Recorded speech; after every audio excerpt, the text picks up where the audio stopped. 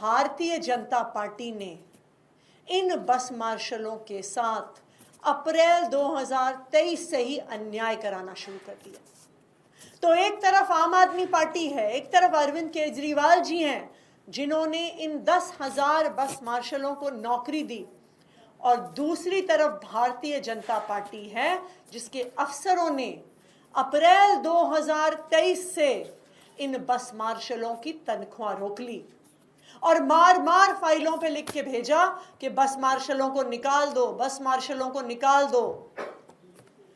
ये आम आदमी पार्टी थी, ये अरविंद केजरीवाल जी की सरकार थी, उनके मंत्री थे जिन्होंने जब से इन बस मार्शलों की तनख्वाह बीजेपी द्वारा रोकी गई, बार बार संघर्ष करके इन बस मार्शलों को तनख्वाह दिलाई। तो भारतीय जनता पार्टी का षड्यंत्र खत्म नहीं हुआ। जब बस मार्शलों को तनख्वाह मिल गई तो फिर भारतीय जनता पार्टी ने एक षड्यंत्र रचकर अक्टूबर 2023 में इन 10,000 बस मार्शलों को अपनी नौकरी से निकाल दिया।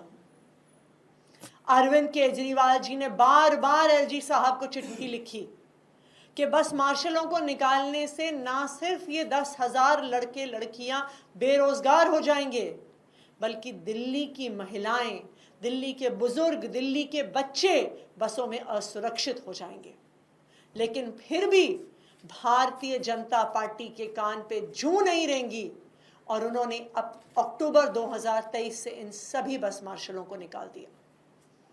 लेकिन आम आदमी पार्टी ने, अरविंद केजरीवाल जी ने भी प्रण ले लिया कि जब तक बस मार्शल्स की बहाली नहीं होती वो उनके साथ संघर्ष करते रहेंगे।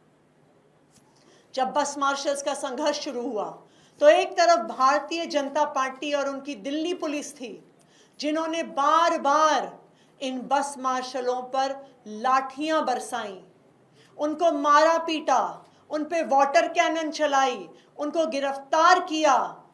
और दूसरी तरफ आम आदमी पार्टी थी जिसके मंत्री, जिसके विधायक इन बस मार्शलों से कंधा मिलाकर संघर्ष करते रहे। तो मैं भारतीय जनता पार्टी को ये बताना चाहती हूं कि पूरा देश देख रहा है, पूरी दिल्ली के लोग देख रहे हैं और सारे बस मार्शल देख रहे हैं कि आपका काम सिर्फ गंदी राजनीति करना है और आम आदमी पार्टी और अरविंद केजरीवाल जी का काम बस मार्शल्स के लिए संघर्ष करना है, उनको उनके अधिकार दिलाना है।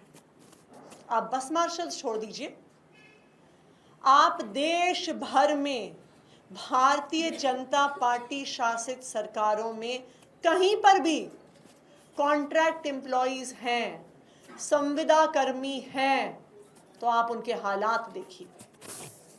राजस्थान में 1,10,000 से ज्यादा कॉन्ट्रैक्ट एम्प्लॉइज हैं। मध्य प्रदेश में 1,84,000 कॉन्ट्रैक्ट एम्प्लॉइज। छत्तीसगढ़ में 45,000 से ज्यादा कॉन्ट्रैक्ट एम्प्लॉइज हैं। उत्तर प्रदेश में 2 लाख से ज्यादा कॉन्ट्रैक्ट एम्प्लॉइज हैं।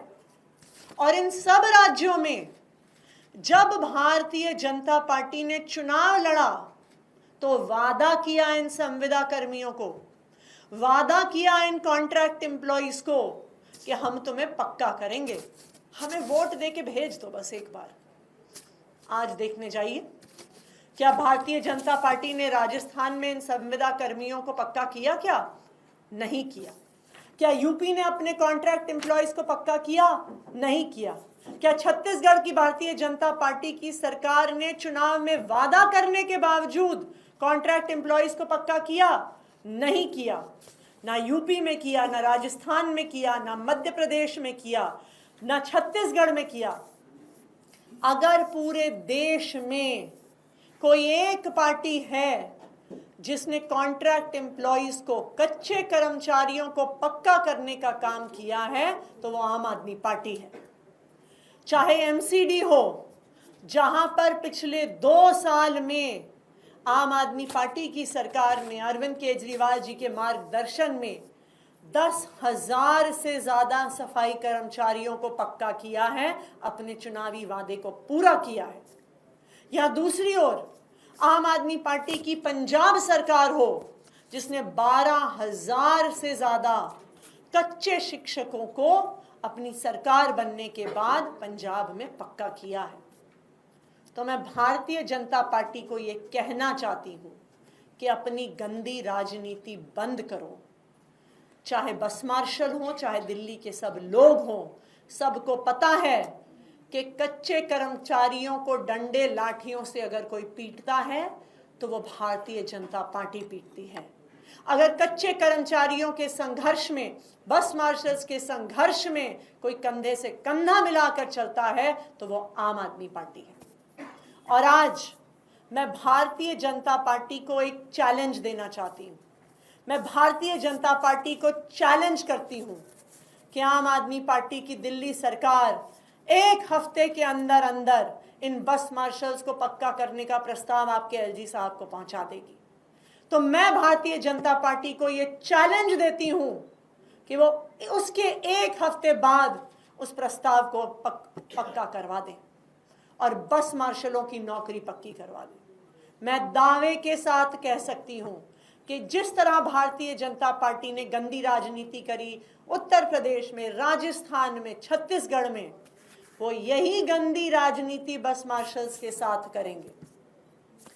जब आम आदमी पार्टी की सरकार ने कैबिनेट नोट बना के भेजा तो भारतीय जनता पार्टी ने अपने एलजी साहब से उसे साइन नहीं कराया। और मैं दावे के साथ कह सकती हूं कि जब 1 हफ्ते बाद दिल्ली सरकार ये प्रस्ताव भेजेगी तो भारतीय जनता पार्टी इसे पास नहीं होने देगी, क्योंकि वो बस मार्शल्स के साथ सिर्फ गंदी राजनीति कर रहे हैं। धन्यवाद।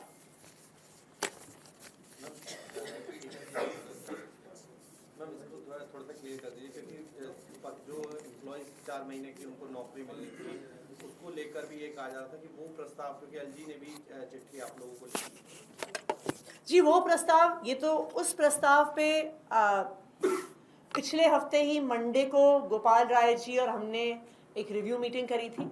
उन सिविल डिफेंस वॉलंटियर्स को, बस मार्शल्स को कहाँ कहाँ डिप्लॉय किया जाएगा, उसका पूरा खाका तैयार किया गया है और आने वाले कुछ ही दिनों में, अगले 2 से 4 दिनों में उनका कॉल आउट शुरू हो जाएगा। फिर से एक प्रस्ताव आप भेजेंगे, आप कह रहे हैं एक जल्दी हम प्रस्ताव भेजेंगे इन्हें पक्का करने का, बीजेपी भी हम 1 हफ्ते के अंदर अंदर भारतीय जनता पार्टी के एलजी साहब को प्रस्ताव भेजेंगे।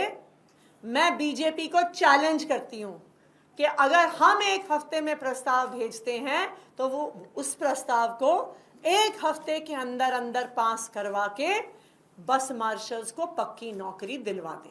ये मेरा भारतीय जनता पार्टी को चैलेंज है।